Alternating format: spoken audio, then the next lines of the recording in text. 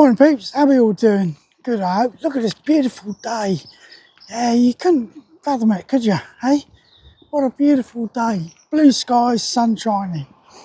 Okay, so today I'm tapping out to a coffee morning in a little village called Nobby, which is not far from me.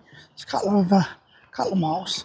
But I went to this coffee morning just a few weeks ago. I got invited along.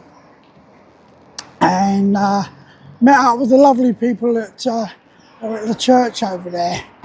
And ironically, the bloke who runs it is one of the veterans from the Veterans Hub that I attend on a Friday. Rob, yeah, great lad. But I didn't know about his coffee morning and he didn't know about mine at Matt's Hall. So yeah, we're trying to meet up together. So I'm heading out to Solby's today, quick tab. Now, my good friend Keith, Let's Tab 59, has done a video on the realities of war. I want to do a follow-up on that one because obviously I was involved in the Gulf War and Bosnia, and talk about my experiences of the reality of war. But that's going to be on a different video, totally different one. I might do that on my way back from Solby today. So, last time I spoke to you, I was talking about the Gulf War. In fact, I was with 39 Heavy Regiment, Royal Artillery. And what happened? Yeah, so I'm going to move on in my career. And we're going to talk about my next posting, which was with 38 Engineers Regiment in Ripon. Now, 38, I'd already served with an engineer regiment before. I'd served with 32 Armoured Farmers in Münsterlager. But I then got posted to Ripon. Now, I'll be honest with you, when I got posted back from Germany, I never thought for a minute that I would end up going back to Germany at any stage of my career. I thought that was it, I'm done. You know, I've done about 3 or 4 different postings in Germany at that time. So I ended up getting posted back to Ripon. And the ironic thing was, the day that I went up to take over my quarter, I drove up from Portsmouth, dropped the wife and the kids off at my in-laws, yeah, and I went to go and take the quarter over in Ripon. So ironically, I went up with my wife's uncle. Yeah, he fancied a drive out, and it's a good 4 or 5 hours drive up from Portsmouth up to Ripon. So he came up with us. So I pulls into what was Wayne Tarbard Close in Ripon, which is where my quarter was. Now, when I initially drove up, the quarters around Ripon, if you've ever seen Coronation Street, that's what the majority of the quarters look like. And then I turned into Wayne Tarbard Close. Well, I've now gone from Coronation Street to Brookside. Yeah, it looked like Brookside Close. Beautiful it was. Got a house, got a garage, everything like that. So I bang on the door, and the next thing, door opens, and it was the estate warden. Well, the estate warden was a bloke who'd been my sergeant major when I was at 15 Field Workshops, a bloke called Mick Foden. And my first reaction was, what the hell are you doing in my house? And Mick explained to me he'd now retired. He was now on the civil service list, and he was the estate warden for our area. And he said to me, I saw your name came up. He said, and I thought, I best make sure he's got a good quarter. Well, I can never thank Mick enough for that. Yeah. It was a beautiful quarter. Like I say, it was a little close, probably about 8 or 9 houses in the close. And after I'd taken the quarter over and everything, I then sorted out getting the wife and the kids up. Yeah. But Ripon, beautiful town. Well, Ripon's actually got a cathedral So if you go by the old sort of adage, with it being having a cathedral, it's a city. Beautiful place. Nearby you've got loads around you, you've got Thirsk, you know, Borough Bridge, everything like that, you know. So you can even go up further and go north of Catterick to Ripon, to Richmond. So Ripon was a fairly good posting for the UK for me. I enjoyed it. Catterick, like I said before, when I was posted at Catterick, oh, what a hole. Biggest garrison in Europe, yeah, and no facilities. But Ripon was brilliant. And I took over as the electrical sergeant in the workshops. Now, I was working alongside Royal Engineers who were vehicle mechanics and so on. Funny enough, it's my good mate Roger at the Veterans Hub I'll meet up on Friday. He's ex-Royal Engineers, and he said to me the other day, why is it everyone else hates Royal Engineers? I said, no, it's not just a case of hates Royal Engineers, mate. I said, nah, we have that banter, don't we? Especially the REME and the Royal Engineers have got this banter that goes on about the fact of who's real engineers. Now, my ASM at the time was a bloke called Pete Sherburn. And I'd met Pete initially when I was on my UN tour in Cyprus. He was a sergeant just waiting ready to go on his TIFI course. And when I met up with Pete, we sort of recognised one another, but we couldn't figure out where it was from. And it wasn't until I dug out my pictures of Cyprus, yeah, that we figured out, there you go, you stood there. But Pete said to me about the fact that I got a problem child in my electrical section. Yeah. And what it was this lad was a bit of a nightmare. And when I went through and saw the OC had said to me about the fact that he wanted Craftsman Huxley to be re-trade tested. I said to the OC, with all due respect, sir, you know, I'm in charge of the electrical section. Please, can I assess him and we'll go from there.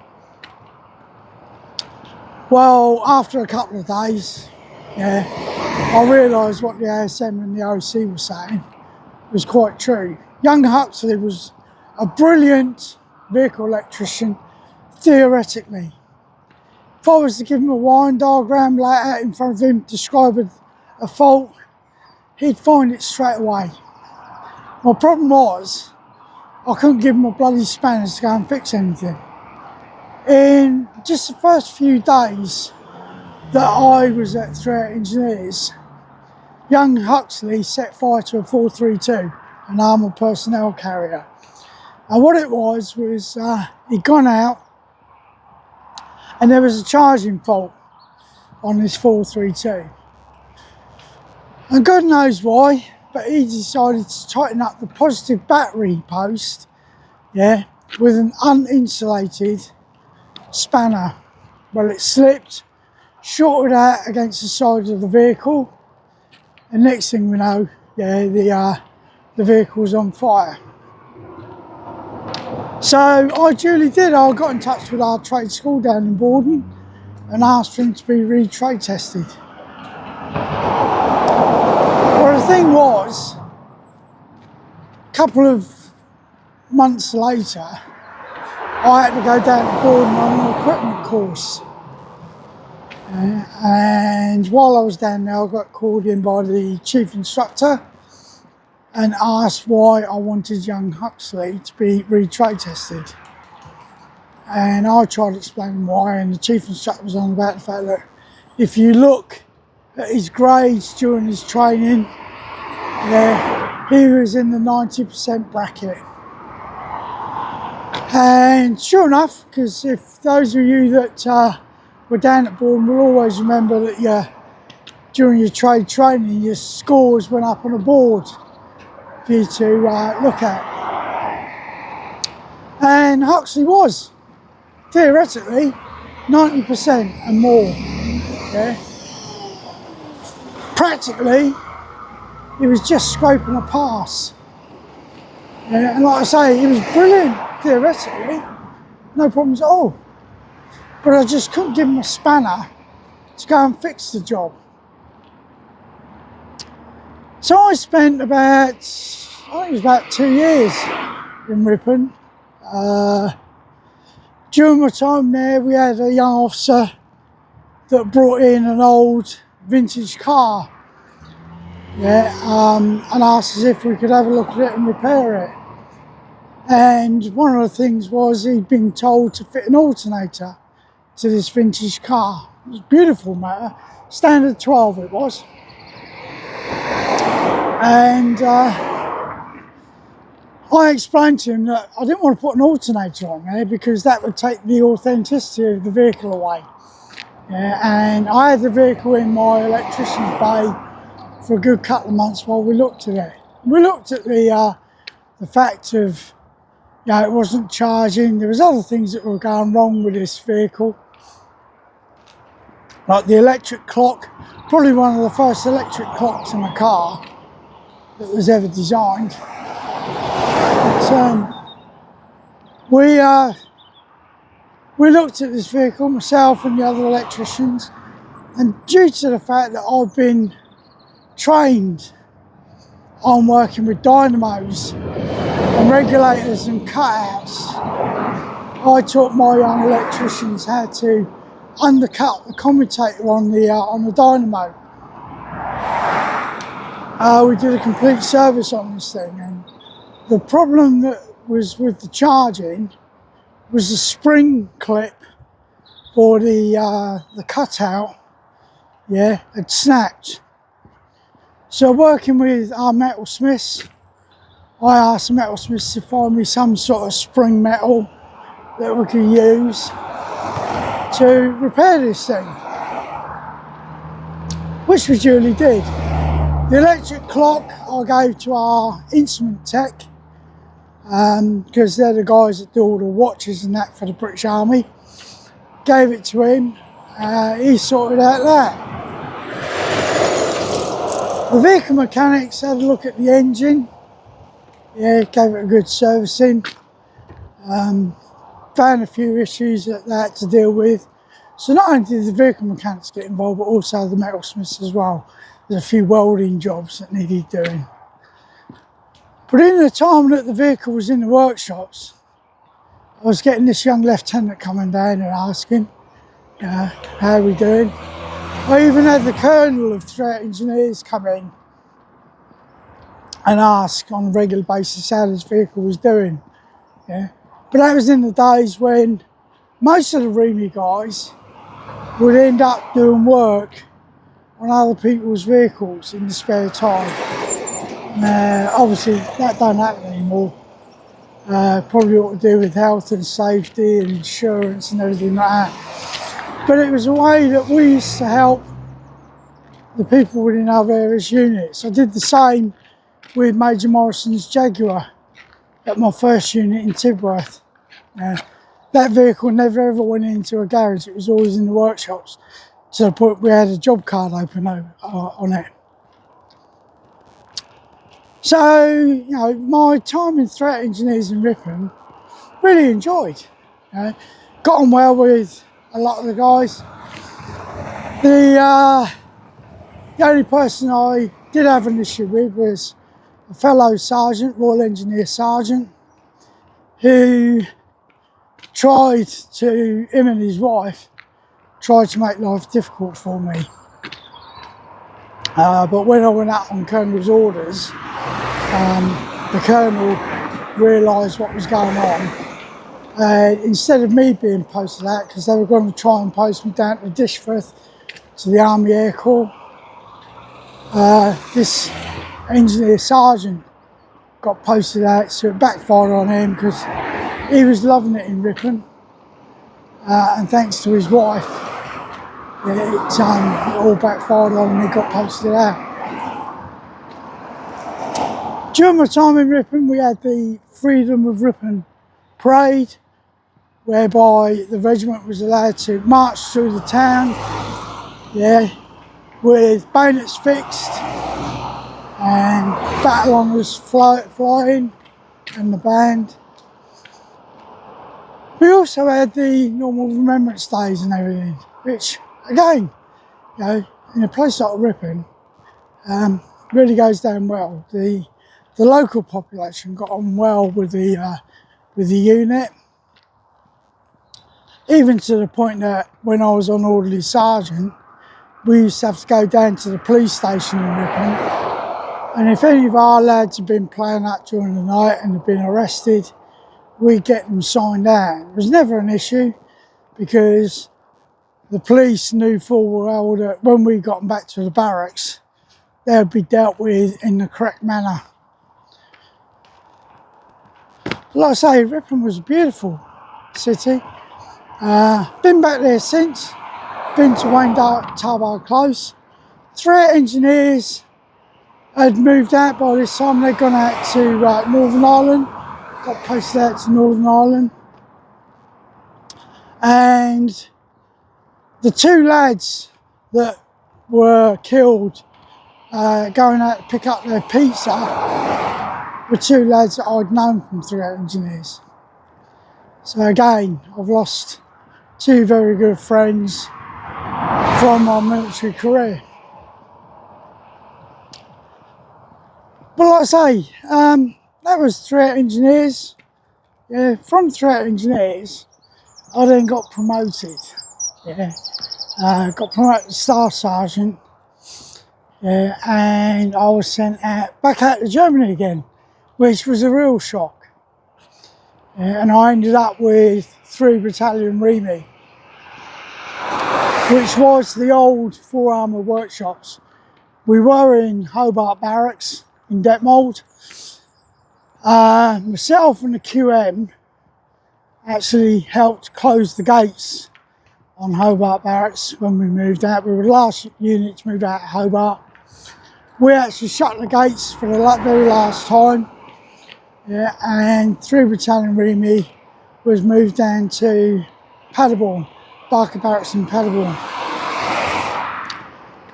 We were in what was the old 57 station workshops, which at the time was a civilian attachment, run mainly by civvies, for repairs to the local garrison. But even though I was stationed in Paderborn, my married quarter was in Detmold, and we had 2 coaches that were ferries from Detmold in the morning down to Barker Barracks. Some people drove, but the unit decided to put on coaches. Now, on those coaches was the old VHS video recorders. And I'll never forget it. On one coach, you were watching Blackadder, and on the other coach, it was Men Behaving Badly. So what you'd normally do is you pick one in the morning. It might be Blackadder that you've gone on that coach, and then in the afternoon you jump on the other coach to watch Men Behaving Badly instead. But it was, I'm back in Germany, loving it. I'd already been posted in the Paderborn Senlager area before, so I knew my way around. So, whilst I was with 3 Battalion Remy, I went out and I completed my 3rd tour of Bosnia. And it's where, like Keith was on about, realities of war. The 3rd tour out in Bosnia, we started off as United Nations. Then the Daytona Agreement was signed. And in the blink of an eye, we had to paint all of our wagons from being white back to being black and green. Because we were now what they called I4, an implementation force. But it's Bosnia that has given me the PTSD that I struggle with nowadays. We saw some atrocities out there, especially during the first 2 tours that I did. Not nice to see. It's like Keith was saying, it's sights, sounds and smells. But my time in 3 Battalion Remy, when I first got there in Detmold, was the first time that I'd had to work directly with women. I'd now got 4 young girls, as vehicle electricians. Now I have to say, 3 of the young ladies were absolutely brilliant. One of them was a pain in the backside, because she played the female card on a regular basis, which isn't the right thing to do. You're either squatty or you ain't. That's my way of looking at it. It's like when people go on about, should women serve on the front line? There's been some amazing women that have served on the front line, especially the medics. And quite rightly so, they've been decorated for their actions while they've been out in Iraq and Afghanistan. But this is like the mid-90s, when women had first started to come into the British Army, or into the main units, whereas before they were all what we called RACs, Women's Royal Army Corps, and most of them were like staff car drivers and clerks. Now they're being brought into the normal roles within the British Army, especially in the corps. So again, I spent 3 years at 3 Battalion Remy. Had some great times there, had some great mates, absolutely great mates. One of them who I'm still very good friends with, both me and Jim worked for the BBC at the golf events.